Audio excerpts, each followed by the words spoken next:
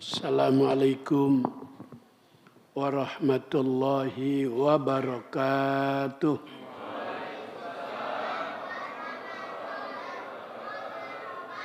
Bismillahirrahmanirrahim. Alhamdulillahi rabbil alamin. Wassalatu wassalamu ala asyrafil mursalin. Sayyidina Muhammadin wa ala alihi wa sahbihi ajma'in.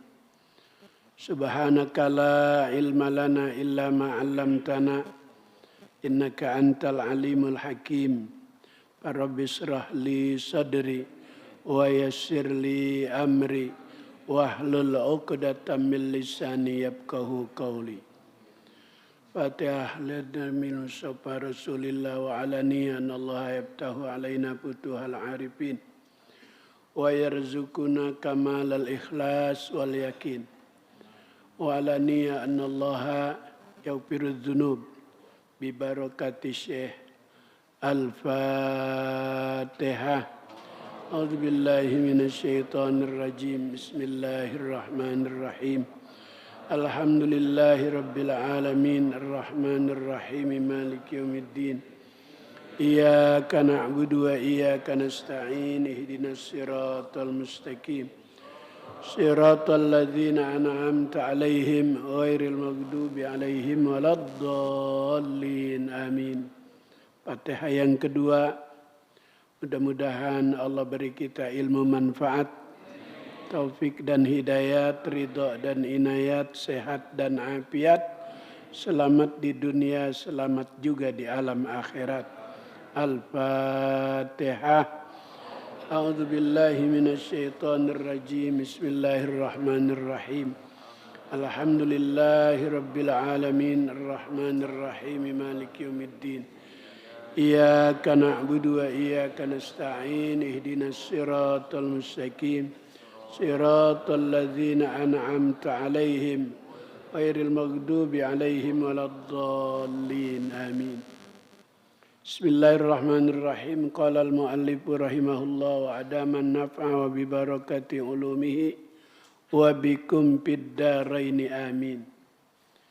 Wa qala an-nabiyyu sallallahu alaihi wasallam i'til ma'rufa wajtanibil munkara wanzur ma yu'jibu udhunaka antakula lakal qawmu idza kumta min indihim fa'tihi wanzuril ladzi takrahu ayyakula lakal qawmu idza kumta min indihim fajtanibhu.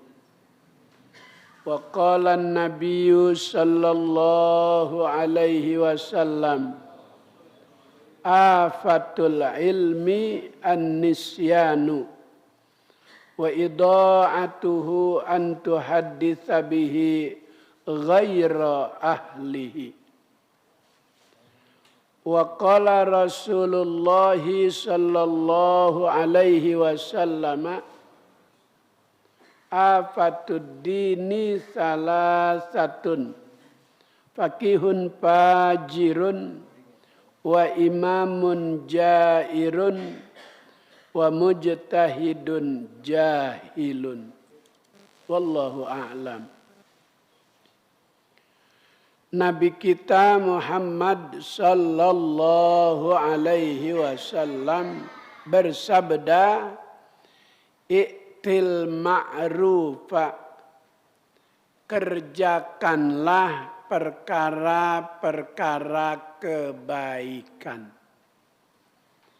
Apa saja yang menjadikan kita mendapatkan untung, kerjakan. Untung ada dua. Ada untung hissi, ada untung maknawi. Kalau untung hissi yang bersifat temporer, sementara dunia, sebagai seseorang yang punya kemampuan di bidang urusan dunia. Jika itu menguntungkan buat dunia kita, kerjakan. Selagi keuntungan yang sifatnya sementara itu bakal membawa kita kebaikan dunia dan akhirat. Kalau semata-mata hanya untuk dunia yang membuat kita terlena lupa dengan akhirat, maka pikirkan terlebih dahulu agar tidak terlalu jauh pekerjaan tersebut yang membuat kita jauh juga dari Allah Subhanahu wa taala. Sementara kerjaan itu salah satu di antara usaha untuk mencari rezeki. Rezeki ada yang perlu dicari. Ada orang yang menjemput rezeki. Ada yang tanpa menjemput rezeki. Rezekinya datang sendiri. Kelasnya lain. Makomnya beda. Saya masuk ke kamar Habib Abdullah Bogor Empang. Tidak sembarang orang bisa masuk ke kamar pribadi beliau. Harus melewati 3 penjagaan, 3 pintu. Karena saya ada kenal orang dalam, sebelum Covid saya ceramah maulid di Bogor Empang. Berkah Bogor Empang. Selesai ceramah, ada yang minta dari Palembang, dari Jambi, dari Lampung. Habaib yang minta, langsung KTP-nya dia minta untuk dipesan tiket 3 hari setelah ceramah dari Bogor Empang, terus datuk. Saya minta sama orang dalam supaya bisa ditemukan dengan khalifah. Diajaklah saya ke dalam. Melewati pintu 1, pintu 2, pintu 3. Begitu sampai di kamar utamanya Habib, saya udah nyiapin hadiah. Begitu saya dipersilahkan masuk, itu kamarnya, karpetnya duit. Spraynya duit. Mejanya duit. Jadi yang saya udah siapin tuh kayaknya kecil. Ngeliat duit banyak kayak gitu. Ragu nih, ya Allah, gua ngasih segini, ini banyaknya kayak gini. Karena saya udah niat, saya kasih juga. Itu ada orang yang punya makom, kedudukan di sisi Allah, cara ia mencari kehidupan tidak seberat orang yang makomnya jauh. Saya ngobrol sebentar, saya kasih hadiah, saya udah siapin amplop, begitu saya pamit, nggak kuat ngomong lama-lama, duit mulu. Saya izin, saya pamit. Karena bawa rombongan, saya bilang sama Habib, malah saya dibagi duit lagi. Dari mana tuh duit? Nih dari tempat duduknya diginiin. Nggak pakai dilihat gini aja. Kata dia, Kiai terima. Bukan dari saya, dari injid saya. Ya Allah. Pas saya buka di rumah, itu dolar Singapura. Dari mana itu di sini ada dolar Singapura? Saya terima, saya bawa pulang, langsung saya berikan kepada cucu-cucu Rasulullah juga. Saya nggak makan, saya kasih lagi hadiah. Sampai terkejut juga yang saya kasih hadiah. Dari mana ini Kiai? Biasanya rupiah, kok ini dolar Singapura? Udah terima aja Habibana. Itu ada orang yang cara mencari kehidupan tanpa berperas keringat, tanpa susah-susah. Juga ada orang yang di awal-awal kelihatan susah. Ketika dia sudah memenuhi apa yang menjadi persyaratan untuk Allah Ta'ala buka pintu rezeki, terus mudah. Maka dulu ada cerita seorang petani panen buah pisang. Kebunnya itu dia hanya tanam satu jenis buah yang namanya pisang. Ketika panen, sama semua itu pisang usianya tua. Layak untuk dibawa ke pasar 2 hari matang.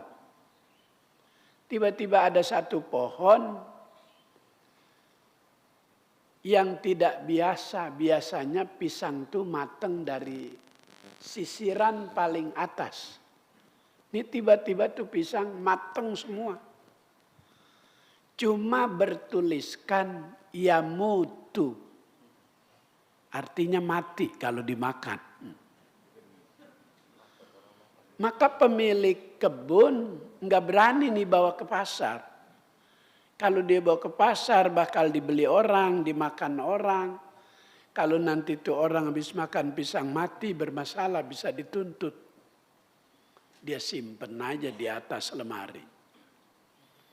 Begitu sudah berangkat ke pasar, datang tamu mencari buah pisang untuk selamatan. Ya, kata pemilik, sudah dibawa ke pasar. Pak Haji emang gak nyimpen setandan aja buat pelengkap.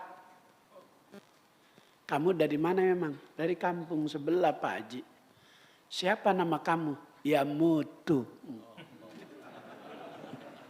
Dari mana tuh? Itu pisang bertuliskan ya Mutu. Tiba-tiba ada orang juga datang nyari pisang. Itu orang namanya ya Mutu. Itu rezeki. Enggak ketukar. Rezeki ayam enggak bakal dimakan kucing. Artinya kalau emang Allah Ta'ala udah tentukan itu rezeki kita, nggak bakal diambil orang. Maka di dalam memenuhi apa yang Nabi sabdakan, kerjakanlah perkara-perkara yang baik, kerjakan selagi bisa mendatangkan kebaikan. Baik untuk hidup di dunia, maupun untuk hidup di akhirat. Ada harta yang apabila kita makan membuat kita jadi semangat beribadah. Apabila harta itu baik. Baik di sisi Allah. Terjaga dari yang dilarang oleh Allah. Begitu juga ada harta yang apabila kita makan bikin kita jadi berat ibadah. Terasa sulit untuk lebih dekat kepada Allah. Pengaruh makanan. Apabila yang dikonsumsi itu yang Allah Ta'ala ridho, maka seseorang itu bakal mudah melaksanakan perintah yang membuat Allah jadi memberikan keredoannya. Sebaliknya, kalau makanan yang kita konsumsi itu membuat Allah jadi murka, maka terasa ibadah itu juga terasa berat. Maka pesan Nabi yang pertama, i'til ma'ruf, kerjakanlah perkara-perkara yang baik. Wajtanibil munkaro, dan hindarilah perkara-perkara yang buruk, yang jelek. Yang jika kita lakukan itu perkara yang jelek, bakal membuat kita jadi jelek.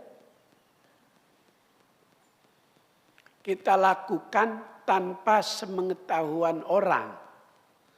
Tetapi jika itu berkelanjutan terus, maka Allah Ta'ala akan buka. Allah Ta'ala akan perlihatkan.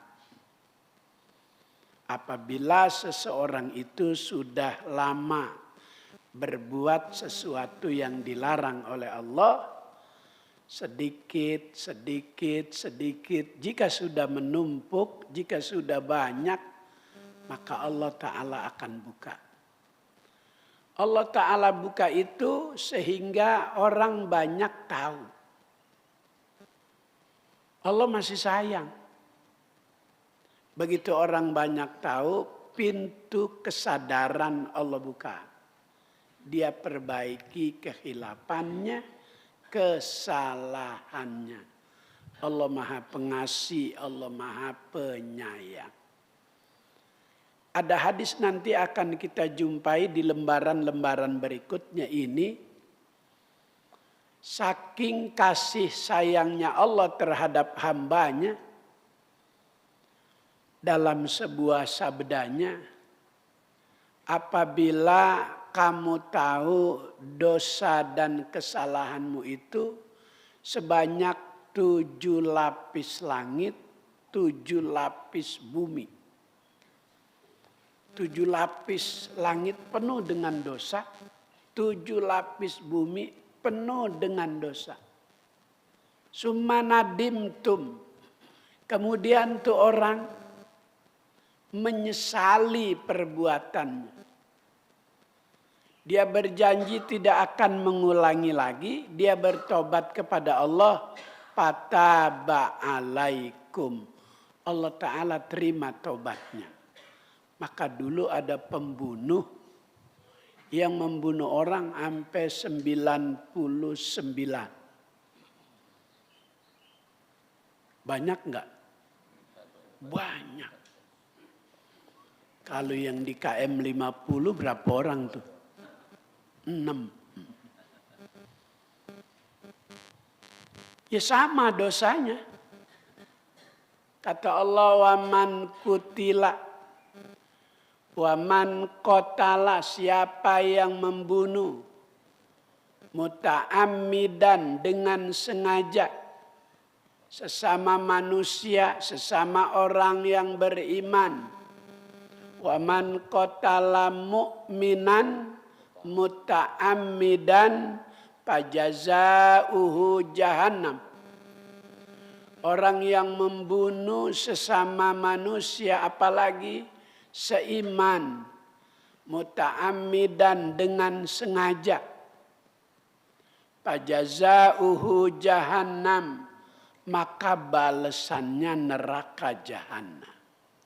Kalau di dunia bisa bersandiwara, tapi nanti di hadapan Allah, walaupun beritanya dibuat sedemikian rupa, nanti di sana beritanya lain. Allah tanya, mulut nggak bisa jawab, yang jawab tangan. Al-yauma nakhtimu ala afwahihim wa tukallimuna aydihim wa tashhadu arjuluhum bima kanu. Pada hari itu mulut tertutup. Meski waktu di dunia dia berprofesi sebagai lawyer, sebagai pengacara nomor 1. Yang apabila membela kliennya itu yang salah bisa benar. Saking hebatnya dia bersilat lidah. Tapi nanti di hadapan Allah nggak bisa bicara, terkunci itu mulut. Waktu kalimuna aidihim, tangan yang ngomong. Benar ya Allah, saya yang melakukan, saya yang megang pistol, saya yang megang ini, saya yang megang ini. Semua tuh berita keluar dari apa yang dulu waktu di dunia tangan melakukan. Butuh saksi. Wa tashhadu arjuluhum bima kanu. Kaki ini jadi saksi. Benar ya Rob. Saya saksinya. Saya melangkah ke sini. Saya yang menginjak. Saya yang menendang. Saya macam-macam tuh. Semua perbuatan akan dibuka di hadapan Allah melalui informasi tangan dan saksi kaki kita di hadapan Allah. Kayak hari ini juga kaki nanti bakal bicara. Benar ya Allah, habis subuh saya ngaji. Sampai saya tukar kaki mulu besila. Ya enggak apa-apa.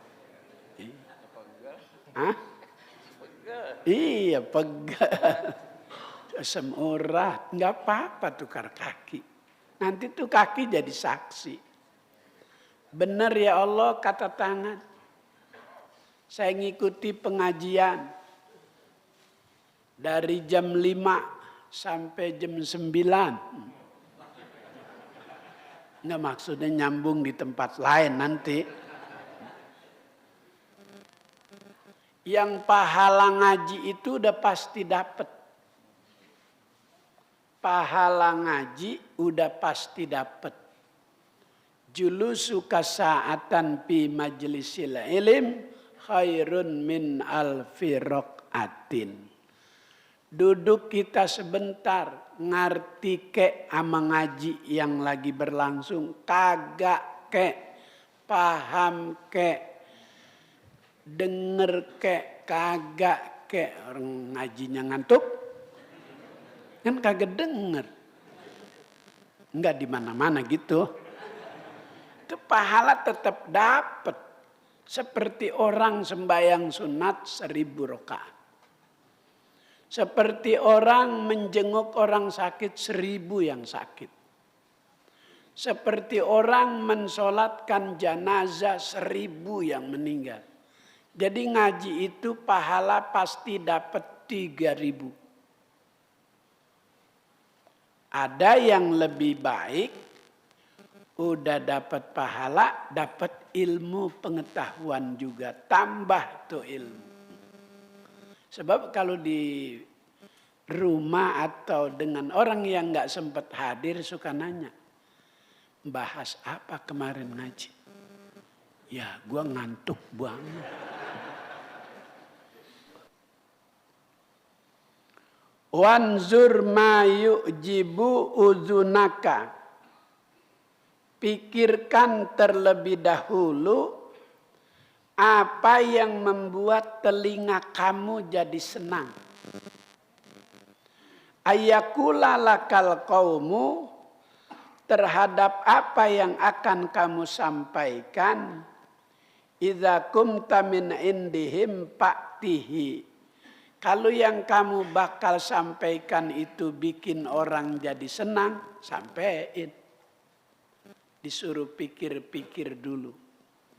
Kalau yang akan menyebabkan orang jadi tidak suka, jangan kau sampaikan. Tapi jika orang bakal senang dengan yang kita sampaikan, Pak Tihi disuruh sampaikan ke hadapan orang-orang. Balighu anni walau ayat. Sampaiin tuh ilmu walau cuma 1 ayat.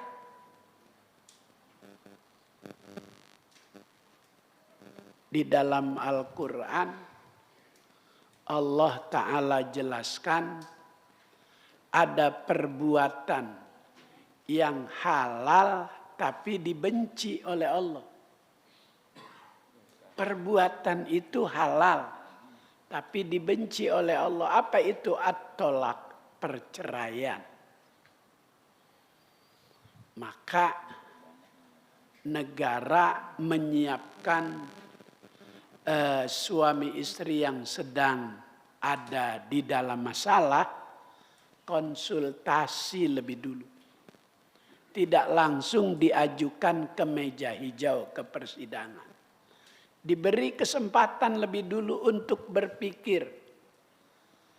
Ke depan rumah tangga jika harus berpisah, bakal berakibat begini, begini, begini, begini. Maka dibimbing tuh oleh KUA awal sebelum proses pernikahan, supaya nanti ke depan perjalanan rumah tangga enggak ada masalah. Jangan sampai yang namanya terjadi perceraian. Karena itu dibenci oleh Allah Subhanahu wa taala. Agama membolehkan, tapi dibenci. Buat apa kalau dibenci? Maka solusi demi solusi sudah disiapkan oleh para petugas yang ada di bidangnya untuk menyelamatkan usia rumah tangga seseorang yang sedang bermasalah. Wanzuril ladzi takrahu ayyakula lakal qaumu idza kumta min indihim fajtanibahu. Seandainya apa yang kita sampaikan ke hadapan kaum, ke hadapan orang banyak itu bakal membuat orang jadi tidak suka, fajtanibahu, maka hindarilah. Manusia itu hobinya beda-beda. Ada yang hobi lagu dangdut jadul, zaman dulu. Hobi dia.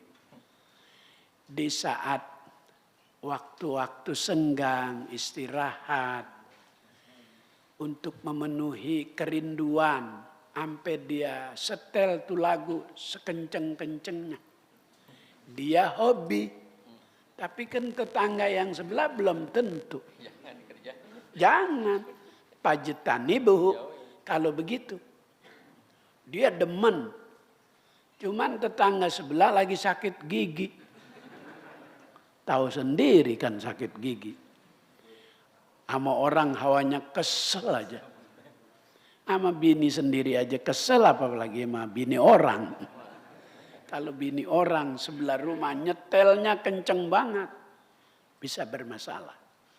Maka pikirkan terlebih dahulu, apa yang kita suka, orang lain belum tentu suka. Kita kagak suka, orang lain belum tentu kagak suka. Ada orang lain suka, kita enggak. Ada kita suka, orang lain enggak. Maka harus bisa menempatkan sesuatu pada tempatnya. Di saat orang lain terganggu dengan apa yang kita lakukan, ditunda dulu, dipending dulu. Sampai suasana yang betul-betul bisa kita nikmati. Lihat kiri, kanan, depan, belakang. Itu agama mengajarkan begitu melalui lisan Nabi kita Muhammad sallallahu alaihi wasallam.